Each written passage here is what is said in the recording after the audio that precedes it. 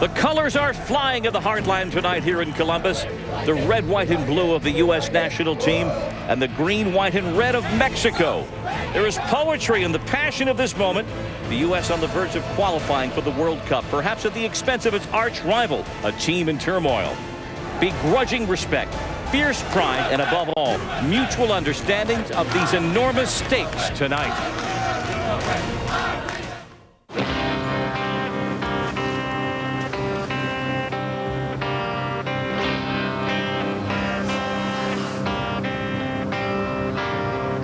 CONCACAF, it's always USA versus Mexico. Historically, the rivalry's been bitter. Siempre ha sido intenso, es mucha pasión, mucha garra, mucha pelea. We have no tenemos más grande rival. Antes México le ganaba siempre a Estados Unidos. Not anymore. Things tipped in 2002 when we beat them 2-0 in the World Cup. 2-0 win over Mexico. No habría palabras para un fracaso como ese. The U.S. has beaten Mexico in Columbus 2-0. every single time. That's a goal for the U.S. Kayleigh Boston. He tags it. Michael Bradley's got two. Ohio, New York, California, Texas es lo mismo. We can clinch a spot in the World Cup With our biggest rival on the field. Si México no clasifica al Mundial, se deberían de retirar del fútbol. Ellos pueden sacar un buen resultado. You never want to play a team when they're backed into a corner. No es tarde para todavía alcanzar una meta. We believe in our team. Creemos en nuestro equipo. Go USA! ¡Viva México! Good luck. Buena suerte.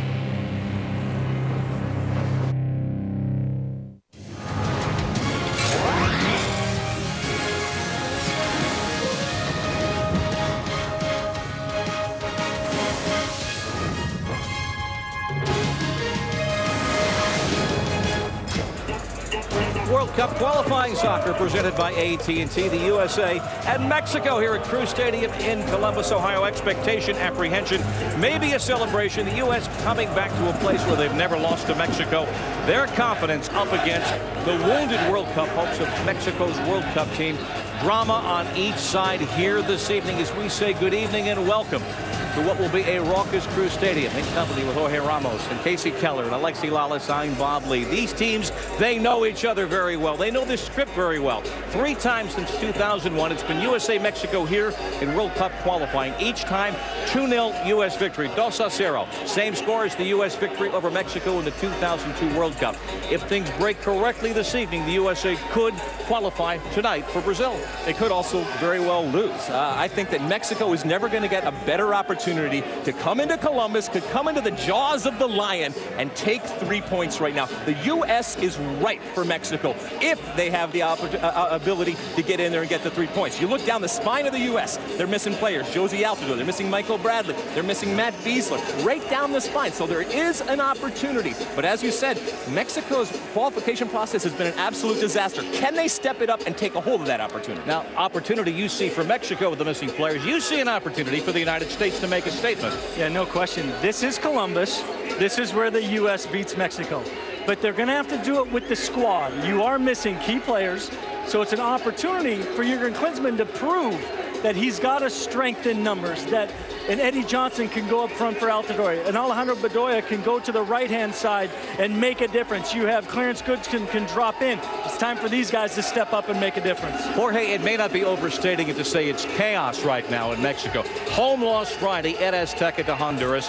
2:48 in the morning. The firing of Chepo de la Torre Saturday morning. New coach. The condition of this team is what? We say in Spanish, a new coach always wins, and that's what could happen today. And besides that, it's like Alexi said, today is against United States. There is not a better game for Mexico than United States. You win United States and you are at the World Cup. Why? Because the push that this victory could give you for the rest of the way, it is fantastic. So they cannot let this opportunity pass. They were not playing good, but tonight they have all the reason to play fantastic. Well, the passion and the drama of this evening is very obvious, but it's also a simple numbers game in CONCACAF. Costa Rica, top of the group with the victory over the United States on Friday. Mexico currently sitting fourth. You see the USA clinches with a win. Panama lost or draw. Basically, Honduras at home tonight. If they take a point, Honduras, they start an hour after the U.S. U.S. would be through with the win. This is in San Jose. It began in the second minute, USA against Costa Rica. Johnny Acosta's goal, and 7 minutes later, a breakdown. Yeah, and we talked about the loss of Michael Bradley, and Jermaine Jones, when he doesn't have his partner, he flounders a little bit, and the U.S. midfield wasn't there. We checked this out. Not getting back, not getting in position to do anything. At this point, now it's 2-0. The U.S. in big, big trouble. But they have an opportunity when a penalty is called. A yellow card for the keeper for Costa Rica, and he puts it away. It was a little bit lucky, but he put it away, and that gave a little bit of a lifeline. But then it just shows you what a lapse of concentration can do. Long clearance, a little bit out of position at the back. Campbell slides in, finishes off, and that was the end of the American hope. That put Costa Rica top of the group. On that same evening up in Mexico City, it was a disaster for El Tri. Chema de la Torre's final game, as it turned out, as head coach of El Tri. It started well, Jorge, in the 6th minute, though. That's right. What else can they ask for? This goal at the 6th minute, a counter-attack, a fantastic counter-attack, and all the things were coming their way. But they get not concentrate for the rest of the game, and we know what happened. The thing is, this team is capable of playing much better soccer. If they play this game 10 more times, I'm sure Mexico is going to win 11 more times. But that night, that's what happened. That's the same way, though, they lost in Honduras. A cluster of goals scored by Honduras to come from behind and win as they did. So Honduras with that victory, it caused a change at the top of Mexico. As we get back to the situation with the United States, 3 yellow card suspensions and the critical ankle sprain that has Michael Bradley, the indispensable player, out tonight. For me, Michael Bradley is not only the key for success for the U.S. national team, he is the best player in CONCACAF right now. His ability to create a rhythm, to create a music when he's playing. When he's not on the field, that is completely lost, as we saw the other day. You don't need a better example than the other day against Costa Rica to understand why he's so important to the team. And he did it in warm-up. Now he's walking around on crutches? Okay, but can you adjust? And then the yellow cards start flying. Jeff Cameron, yellow card. And then this one, Casey. You see a foul here? This is absolutely disgraceful. Campbell walks over, kicks Beasler in the back, falls down. This is the kind of stuff FIFA has to stamp out. And then, unfortunately, and Josie Altidore. That's just dumb. Bad card. Ridiculous. But because of all the changes, because of the Bradley injury and the yellow card suspension, Jorge, an unknown quantity, really, for Mexico to face tonight. They're facing a different U.S. team. That's right, and that's another problem that Luis Fernando Tena had. He has to figure out what Jürgen Klinsmann is going to do. Now, he has enough in his hands with the Mexican national team that I don't know if he has time to figure out what Klinsmann is going to do. I think he's going to come and play the game and little by little adjusting whatever he has to do once he knows what Klinsmann is trying to do with the Bedoyas, with Landon Donovan over the left, and things like that. We got to see, though, because I'm telling you right now, high pressure.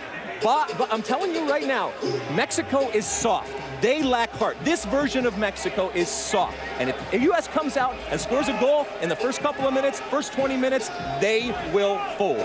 You agree? Are they soft? No, I don't agree. I think they are soft, but with Chaco in there, Chaco Jimenez in there, it is a team with a character. Torrado is not there, but they are going to have a lot more dynamic with Zavala in the midfield.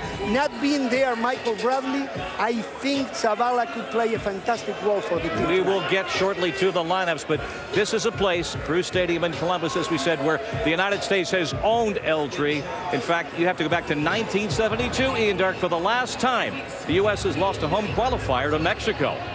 Yeah, but that was then, and this is now. Bob, let's see what happens tonight. What a game here, but how we were wondering, would Jürgen Klinsmann compensate for the loss of missing men Bradley, Altidore, Beasler and Cameron? Well, in come Beckham into midfield, Eddie Johnson up front, Clarence Goodson, and the big story is Alejandro Bedoya replacing Graham Zusi in the midfield. The biggest game of his life. Fabian Johnson will be at right back as we look at the tactical lineup, sponsored by Sound with Alejandro. Yeah, and if we're to assume that Mexico is going to come here needing that result, needing points, then they're going to attack. When they attack, they expose themselves in the back. And that's when Landon Donovan and Eddie Johnson must be able to use their speed and take advantage of counter-attacking opportunities. And all the talk the last 72 hours has been the injury of Michael Bradley, and that's why the most influential player for the United States has to be Jermaine Jones. Friday night against Costa Rica, he wasn't good enough in 3 phases of the game. Goal 1, giving up possession in bad spots, putting his back 4 under an extreme amount of pressure. Goal 2, tactical awareness, having an understanding that he has 10 yards on Borges. yet he doesn't track the runners. Simple header, simple finish. And then finally, goal 3, immediate ball pressure. The moment this ball turns over, can Jermaine Jones have an impact defensively? It's no secret, Ian and Alejandro, that Michael Bradley is the most complete player of the U.S. Tonight, Jermaine Jones has to have the most complete performance of his career for the U.S. Yeah, I think that's a big question. Can the U.S. compensate for key man Michael Bradley? Well, the man who's sampling the mood in the American camp is our reporter, Jeremy Schaap. Well, Ian, as you said, if there's one decision right now in terms of the lineup that raises eyebrows, it's Graham Zusi out, Alejandro Bedoya in. But Zusi was hurt during the MLS All-Star game in July. He hasn't been quite the same player since then. He didn't play particularly well against Costa Rica the other night. So Bedoya, who's had a great year for the U.S., has really improved his standing, has been in particularly good form, the coaches think, recently. He gets his chance. He's also been playing well for his club team, Nantes in France. So as you said, this becomes for Bedoya the biggest appearance of his young career with the U.S. national team. Yep, thank you, Jeremy. What a night it is for Bedoya. What about Mexico? Really in a hole, wounded Tigers, 4 changes, including the man who dropped scored the goal on Friday, Oribe Peralta. He's dropped Chicharito back in the starting lineup. So too is Zabala. Meyer comes in at right back, and Andres Guardado is back as well. Here's the lineup again, sponsored by Scion. Yeah, and Ian, when those 4 changes, I immediately look at Guardado, who loves to get wide on the touchline, take players on, and then look for Chicharito up front. But Alejandro, when I look at the United States, Goodson, Omar Gonzalez at all times must find where Chicharito is. Well, of course, it's important to know where Chicharito is, and certainly if Mexico is going to commit numbers forward, they have to make sure they're balanced in the back. Sometimes they get exposed, and when they get exposed in terms of lack of numbers, then they're going to have to defend in one-on-one situations. And in one-on-one situations, Diego Reyes got manhandled by Carlos Cosley, giving up the second goal to Honduras. His performance has to be better tonight in order for Mexico to get a result. And that is the exact reason, Alejandro, why Eddie Johnson's in that lineup, to be a physical presence up front. And Chicharito as well is a bit of a risky pick. I know that's a strange thing to say, but he's only played 18 minutes this season for Manchester United. But how are Mexico approaching it? A man very, very close to their camp is John Sutcliffe. Ian, I have to say that Luis Fernando Tena is a player's coach. He has very good relationship with his players. Some players told me that they talked to Chepo de la Torre and said, while you're on the sideline all pressured up, we're feeling it on the field. So also, you have to take into account that Luis Fernando Tena won an Olympic gold medal with certain players who will be on the field tonight. Jesus Corona, Carlos Salcido, Oribe Peralta, Giovanni Dos Santos. So he's been finding any way to take some kind of pressure off the team since they lost Friday against Honduras. One of the examples yesterday here on the field, on the practice the Mexican had before the game, it was Javier Chicharito Hernandez, the starting goalkeeper. And on last-minute news, I've been told by a source that Luis Fernando Tena likes Chicharito more because of his mobility. But also, Oribe Peralta got hit in the nose in the game against Honduras, and the brush, El Cepillo, is not 100% for tonight's game. Thank you, John. So many questions in the build-up. Answers coming up, Bob. Well, Ian, that coaching change was something that had been clamored for by the Mexican public, by the Mexican press, and so it came down to Friday evening. To lose at home is unforgivable. It's happened only twice in qualification history at Azteca for Mexico. Jose Manuel de Torres with a bad summer. Confed Cup down in Mexico and Brazil. Actually, Mexico did not get out of the group. Then the summer of horrors continuing, losing in the semifinal to Panama. And then the camper, as we said, the 2-1 home loss at Azteca on Friday evening. Middle of the night, the decision was made to bring Luis Fernando Tena, an assistant from Chepo's staff, also a man who, as we've heard, won the Olympic gold medal, brought that team to a championship in London, and talk then sprung of a golden age for Mexican soccer. Also to his resume, an under-22 Pan American gold medal, as well as a couple of league championships with Mexican clubs. He is said, as John referenced, to be a player's coach. We hear that phrase a lot, but we also hear that he has a looser attitude, that this is a guy who might be more familiar with the players, give them a little bit more time to themselves. Will that make a difference for them tonight on only 2 or 3 days of preparation? It must, and I think that is the most important thing in these 3 days. He cannot change anything drastically. I'm talking tactically or strategically, but he can convince the players that he can do, that he can change the way this thing is going. And I think Luis Fernando Tena is the person indicated for this job. I hope he stays at the job no matter what happened tonight. We see this in sports all the time, where you put in a new coach and immediately you get that bump. This is only 3 days, so he's going to get that bump. He's going to be able to come in and tweak something here and do some things that just in the short term are able to benefit this team. But all he needs is the short term, because I'll tell you what, if he gets a result tonight, as I said before, I think next summer when Mexico is at the World Cup, and they will be at the World Cup, they will look back at this as a seminal moment in history when things changed, not just how everybody else viewed them, but more importantly, how they viewed themselves. All hinges on, you say, the opportunity for Mexico this evening as we approach the kick. Here in Columbus, the USA will advance with a win and points from Honduras. Coming up, Jeremy Sept will be with the man who has reemerged to be a mainstay for the U.S. national team. Down to Puebla, Mexico for a personal visit to Marcus Beasley, who says, I'm willing to play wherever they need me for the U.S. national. Climate change. And this is the ecologist who says they're less frequent than a century ago. This is the man who collected rainwater for his town. And this is where he went to jail for it. And still, there's more to it. Change the way you look at news. Get more depth, more perspectives every day. Introducing Al Jazeera America. There's more to it. Tune in to Channel 358.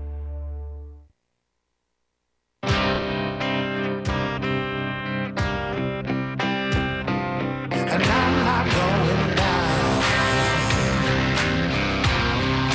I'm not going down.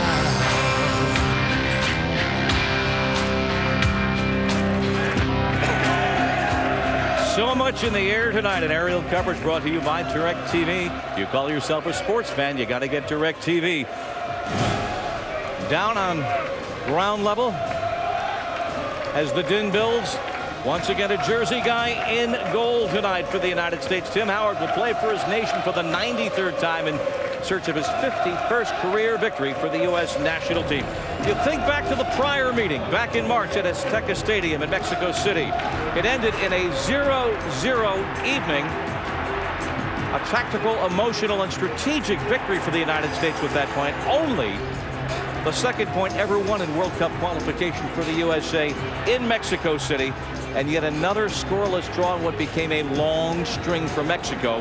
What an evening that was. And since that night, a moment of demarcation between these two countries. The U.S. taking off on a 12-game win streak, which ended only Friday evening. Mexico faltering. They've won only one of their last 7 games. The USA had been on top of the group. Mexico has been vulnerable and struggling. As the USA has arisen, so has the visibility of a man who has played his way back not just into the picture, but as a stalwart in the lineup for the United States, Jeremy Sept. Well, Bob, you know, each year U.S. Soccer puts out this lovely U.S. men's national team media guide. This year, 26 separate players were profiled. This was at the beginning of the year. DeMarcus Beasley, despite being only 30 years old at the beginning of the year, despite nearly 100 caps for the U.S. at that time, was not among those 26 players. Now, though, over the last 6 months, everything's changed for Beasley on the national team.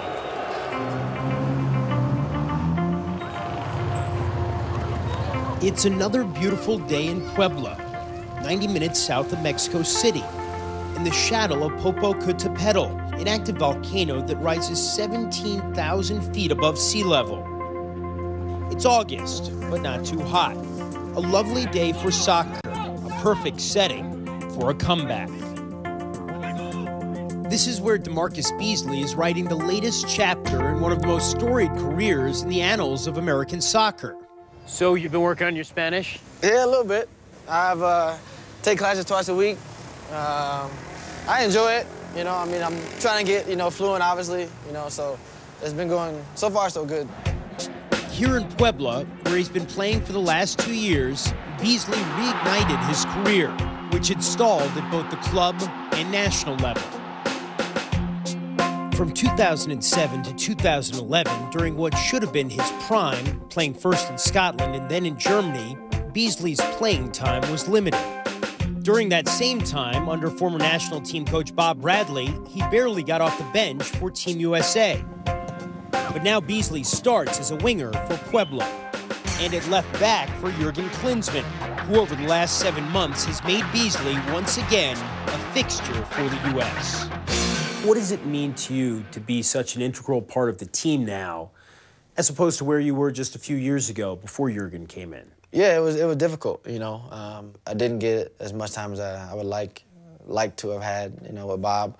You know, but at the same time, I take it upon because I wasn't playing as much at Rangers at the time, so all the thing was about was getting another opportunity and just showing that I can still, you know, contribute with this group. And I'm very excited and happy to be a part of this whole process again.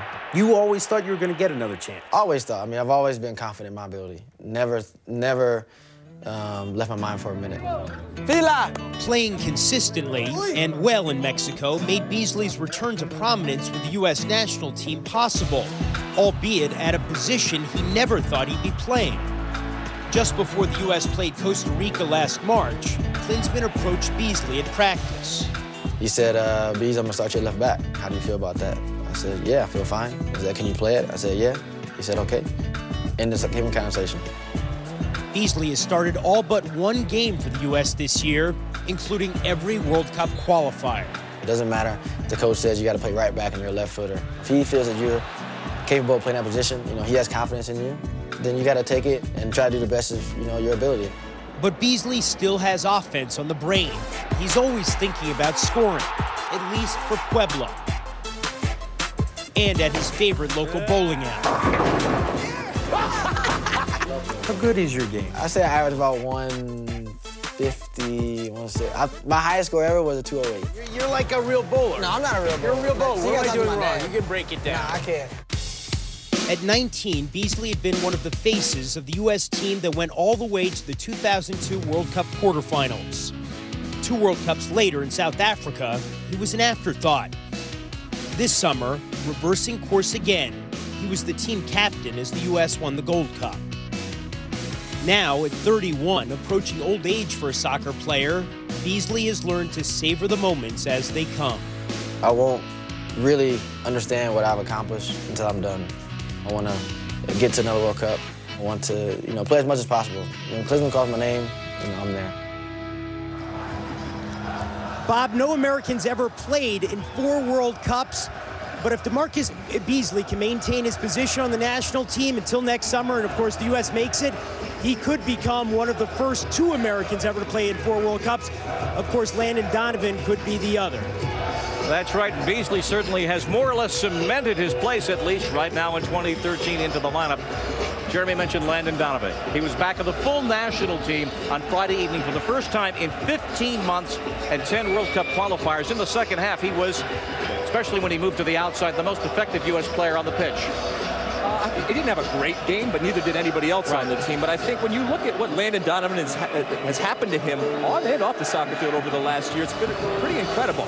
He takes a sabbatical, goes to Cambodia, changes the way that he thinks about the game. He came to a point where he wasn't loving soccer. He wasn't loving playing soccer. He comes back absolutely on fire for the LA Galaxy and for the U.S. men's national team. But now he's got to be able to play in big games. These are the types of games that this guy right here was brought in. And when we talked to Jurgen Klinsmann this morning and asked him about Landon Donovan, he said his position is going to be judged out on the left-hand side. He wants him to see him going forward and taking people on, but more importantly, he also wants to see the defensive responsibilities getting back. Because Donovan earning that new contract with the Galaxy playing up front.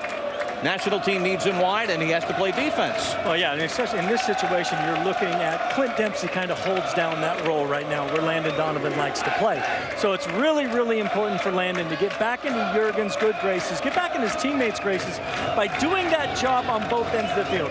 Landon's one of the fittest players out there. There's no reason why he can't press up high, get back and defend, take players on one-on-one. He has the ability without a doubt. From the 22 players on the field today, Donovan is the one that knows how to play this game. No question about it.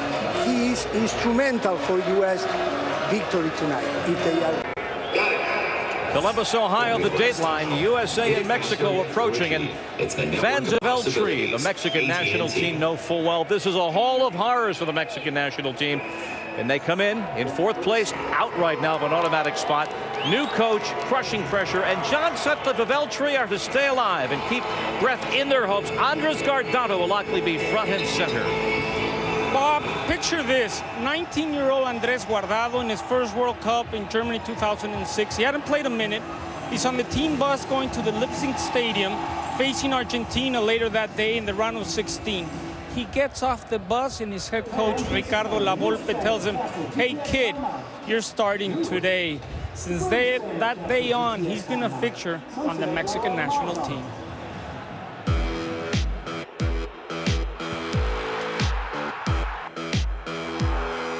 Known as the Little Prince, Andrés Guardado is one of the staples of El Tri.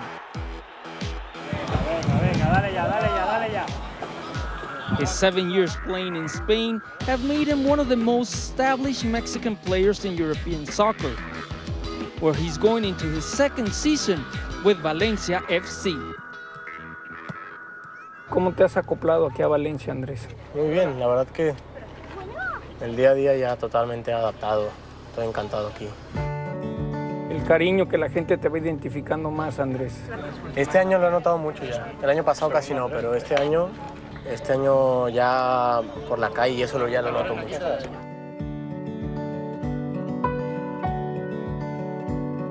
In this coastal city, Guardado says he's happy, relishing the local lifestyle and the freedom he enjoys outside the pitch. A contrast to what he experiences when he's back home in Mexico. Yo puedo aquí irme a una terraza en el centro de la ciudad y pedirme una cerveza. En México, a cualquier jugador lo ven tomando una cerveza y ya cualquiera te toma una foto, la sube a Twitter y Guardado tomando una cerveza y empiezan a hacer, borracho.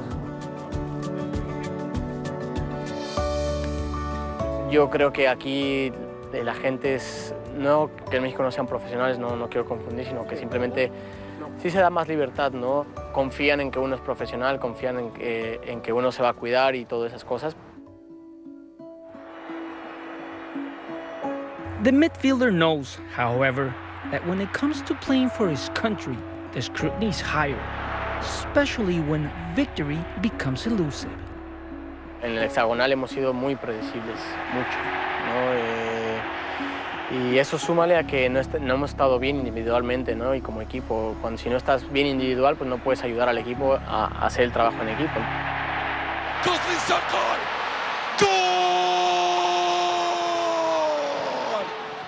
The road to Brazil 2014 is proving difficult. After a huge upset suffered against Honduras last Friday at the Azteca and the subsequent ousting of José Manuel Chepo de la Torre, El Tri faces what could be the most difficult challenge yet, playing against United States in Columbus, Ohio. Complicado, pues más que nada porque nosotros no nos hemos creído que podemos ganar ahí. Yo creo que si hacemos ese trabajo mental cada uno de nosotros y estamos convencidos de que podemos ganar ahí, lo vamos a hacer. Somos mejores que ellos, seguro. Since August, Guardado has been nursing an ankle injury, but 9 days ago, he finally was able to start a game with Valencia against Barcelona's Leo Messi's team. And he told me yesterday, John, I wouldn't miss for no reason the opportunity to play tonight against Columbus. We have to find a way to get the W. Thank you, John. Looks like a fine meal had by all in Valencia, but Jorge, John got Andres Guardado to say some amazing things. The cultural, social football freedom he feels in Spain, rather restricted in Mexico, and the outright admission, the lack of belief historically among Mexican players that they can win here. That's right. First of all, the culture is different in Spain than in Mexico.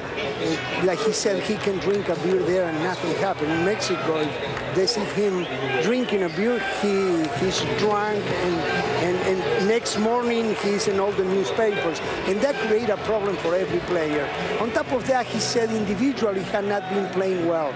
So if we as individual cannot play well, we cannot help the team. So tonight is the night. They have to come up, raise to their level to help the team, and I think tonight they are going to do that. Now, not in the Mexican selection, and this is an infamous fact, of course, that they've been living with for 2.5 years. Carlos Vela, having a marvelous start to his season in Spain with Real Sociedad, has his differences with coaches, with the federation, and not selected, and may be in the picture going forward, but sits in Spain and basically tweets things and is not here. And it's exasperated because of the fact that Mexico's not winning and they're not scoring goals. But the fact is, Carlos Vela is a great player. but he is not a victim. It is his decision not to come in for the national team. All right, he doesn't get along with the coach. All right, he doesn't like what the administration did. It doesn't matter. When your national team calls, either you want to go or you don't. Either you want to represent your country and you don't. This guy does not want to represent his country, so you know what? Mexico, move on with that. Then, of course, there are the questions we heard about Chicharito raised earlier.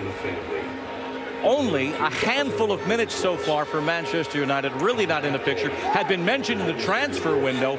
Sept was not in the starting lineup Friday against Costa Rica. That was a factor in the criticism of Chepo de la Torre. What will he give this team tonight? Well, I mean, they'll give him great movement. I mean, Chicharito moves all over the field. He does an excellent job. But you just have to wonder, when you're not playing, how can you be match fit?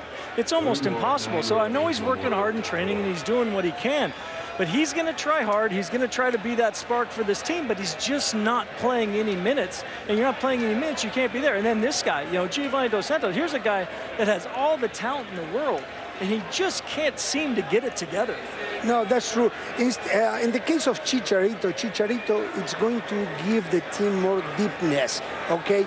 And continuity is a problem that he had been having since he moved to England.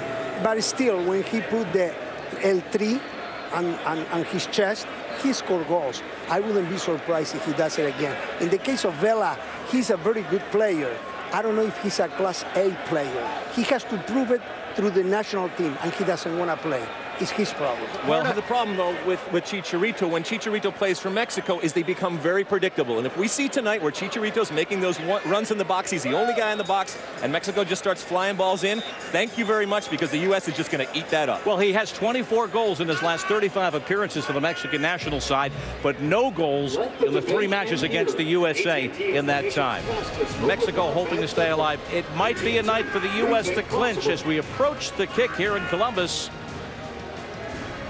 The U.S. Soccer Pre-Match Show is presented by AT&T. Rethink possible. It comes. Football is the thread that connects all of Brazilian life. It's in our soil, in our roots, in every corner, all along the coast. A dance of the spirit in our hearts, more than a pastime. It's our national passion. The world will come here for the emotions, for the moments, for the colors of the cup. And so many of the folks gathered tonight at Cruz Stadium doing so in the hope that if events break correctly, a win by the U.S. over Mexico and Honduras taking points in a match that starts an hour later, the U.S. would qualify and get their visa stamped for Brazil. That is the goal for Jurgen Klinsmann, who begins his 3rd calendar year, as the head coach, the manager of the U.S. national side. It began the first time ever in Philadelphia 2 years ago against Mexico. A round qualifying today, Bolivia and Ecuador, a 1-1 draw. Uruguay leads Colombia in the 82nd minute, 2-0. Paraguay and Argentina coming up in a bit. Now you see Jordan defeating Uzbekistan in a penalty shootout, meaning Jordan will move on to the playoff against the 5th place South American side. Italy have qualified. The Azzurri will go to their 18th World Cup, 14th in a row. And the Dutch are in for their 10th time, for their 3rd in a row. Turkey's victory over Romania and Switzerland's win over Norway, putting Switzerland on the brink. That was our tour of the horizon. Let's come back here to Columbus, Ohio. All right, we've heard of the gap between the two nations. That was supposedly an abyss, a chasm last summer with the golden age of Mexico soccer with their Olympic gold. We've seen the U.S. win in Azteca in a friendly, draw there now in a qualifier. What is the status of this rivalry? Don't mind the gap, because the gap isn't there. I think that whenever there's a U.S.-Mexico game, regardless of where it's played, it has its own little ecosystem. What's going on around it in terms of the points, they're not necessarily important. You do not, if you're a U.S. player, want to be on the field when you lose to Mexico. And you certainly don't want to be on the field if you lose to Mexico here in Columbus. And that's what these players are playing for tonight, for that history, for that pride, for the ability to say, once again, whether it's 2-0 or any other score, that they beat Mexico. You have been in the middle of so many of these as well, there is a special tinge, a special flavor, a special something about these matches. Well, I was fortunate enough to play in the game where we qualified for 2006 here in 2005, and I remember going around the stadium in a very similar atmosphere, just a sprinkling of Mexican fans. And I remember as we were celebrating after we qualified, one Mexican fan kind of yelling at me, and I just kind of looked at him and I went, 2-0, what are you yelling about? And we qualified, and then of course, Mexico qualified later, but that was a fun moment and a fun night. Lack of soccer culture in Mexico. Let me tell you, I think the U.S. Federation had done a fantastic job. Today here, U.S. is going to be the local team. It doesn't happen all the time. Today, be sure that today this is packed with Americans. Okay, I think kudos to the U.S. Federation. And the rivalry is there. I mean, this is not a better opportunity for Mexico and for U.S. to win this game. So everything is in there. I think we are going to have a great game. I don't know if it's going to be any beauty in the game, but it's going to be great. It's hard to have beauty when you're nose to nose, sometimes knuckle to knuckle or shin to shin. So many of them have been. We approach the kick in about 21 minutes, U.S.-Mexico.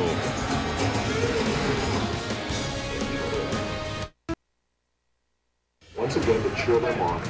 The colors are out tonight. 3 consecutive 2-0 wins for the U.S. over Mexico in World Cup qualifying in the United States moments ago, completing their pregame stretching and warm-up and headed back for a final word. You know, fans around the country submitting photos of themselves to ESPN FC using the hashtag USAV Mexico. Some of the best continue to share them and enjoy them throughout the game.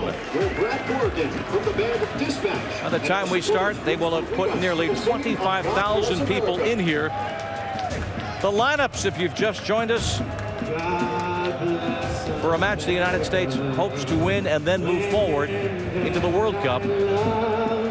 Stand beside her and guide her through the night with a light from above.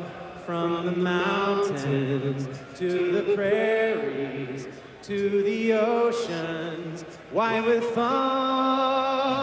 God bless America, my home, sweet home.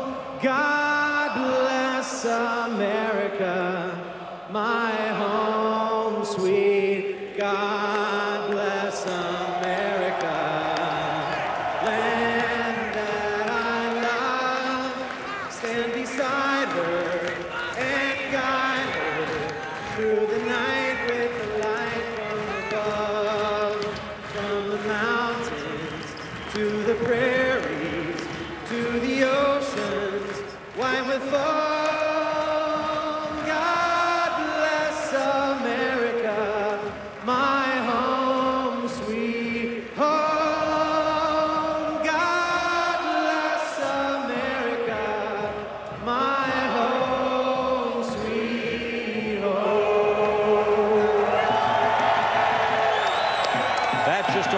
To the National Anthem when the teams are on the pitch.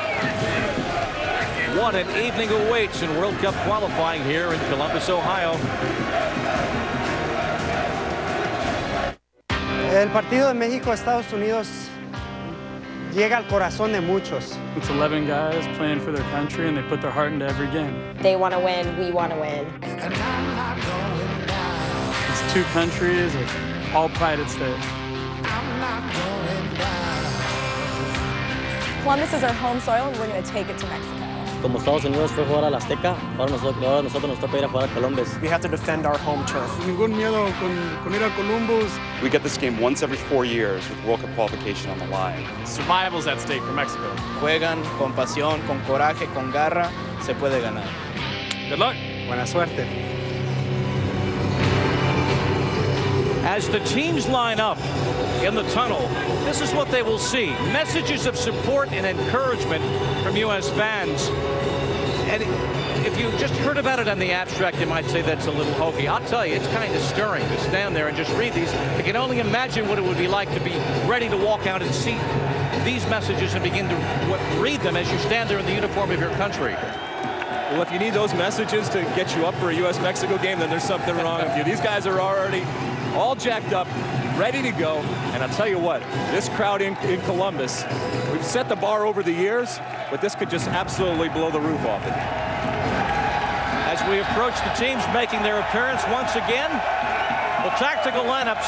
The big news here, Landon Donovan on the left as the pyrotechnics kick in, and Alejandro Bedoya getting a start on the right side, not Graham Zusi. Yeah, exactly. That's a little bit of a shock to all of us, but Bedoya did an excellent job in the Gold Cup. He's been doing great for his team, and Jurgen Klinsmann said he's been great in training. Huge opportunity for Bedoya now to really rise. We need people to rise with the absences, and he's got to be one of them.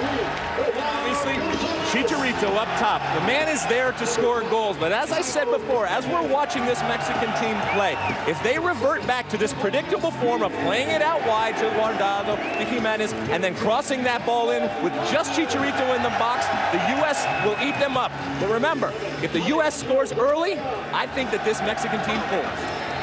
The last message on the left there that can be read by any of the players is from Herb Brooks. It says, "You were born to be a player. You were meant to be here. This moment is yours."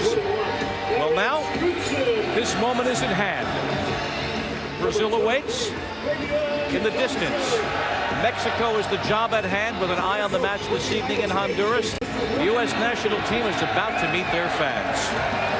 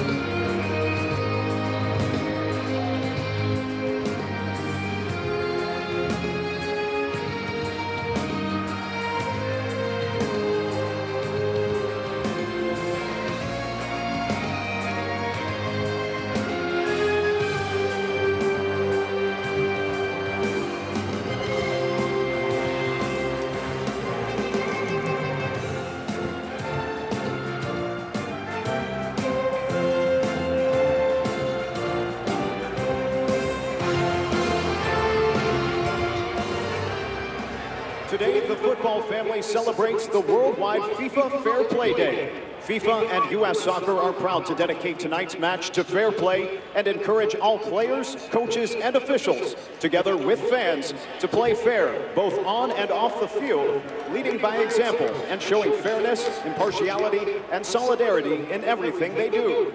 Let us all join the team captains in their commitment to fair play.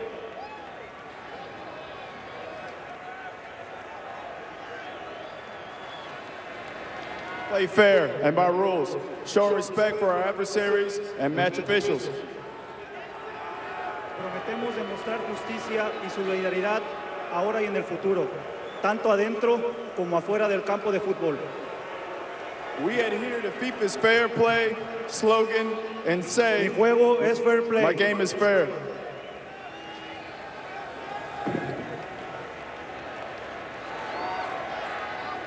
Clint Dempsey's reading of that. Ladies and gentlemen, Costa please Rica rise. drowned out by the derision of the crowd, as was the U.S. anthem. But now the Mexican anthem, followed by the U.S. anthem.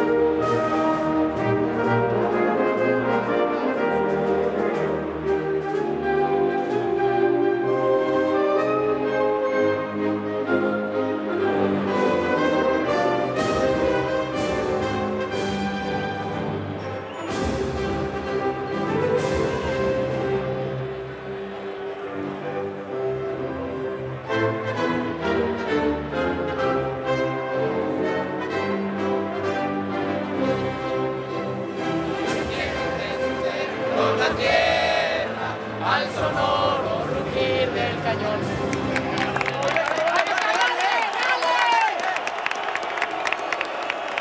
And now, please raise your scarves and join Kayleigh Schofield in singing the Star-Spangled Banner.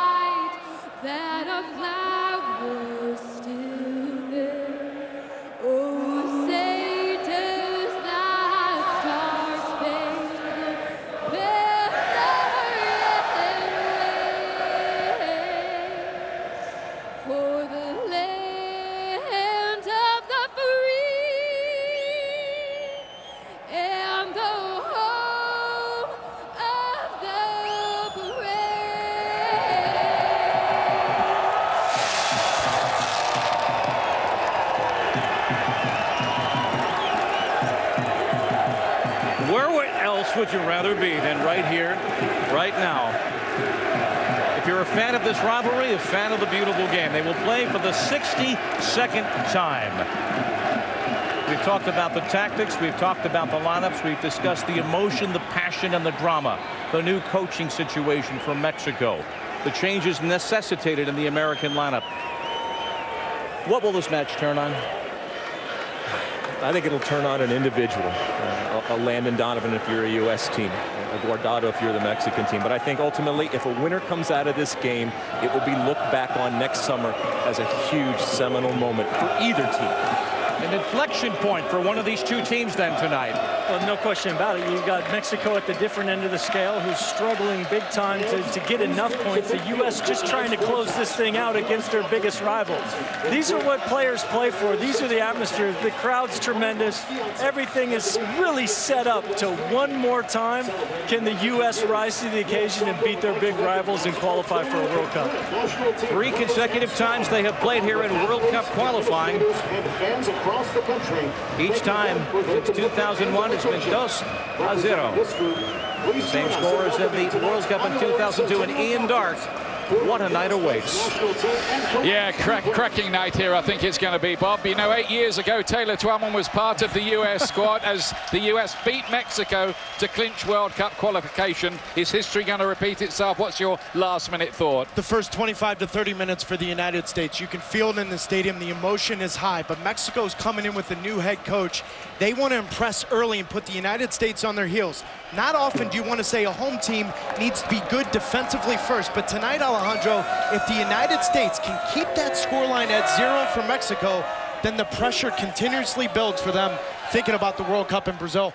And for me, Taylor, the point and the key is Luis Fernando Tena, newly named interim manager, newly named interim coach, can he, in 3 days, turn around some of the struggles that Mexico has shown in 2013? Lack of creativity, lack of self-belief, lack of confidence. He's had 3 days, and yet Mexico is still a very dangerous team. Can they come up with a performance in a place that they haven't been successful before? Great scenes here. There's the tifos, the banners from the fans, specially arranged and meticulously planned for what might be a very historic and pulsating night. In charge, Luis Fernando Tena for Mexico, following the firing of Chepo de la Torre after the home defeat by Honduras.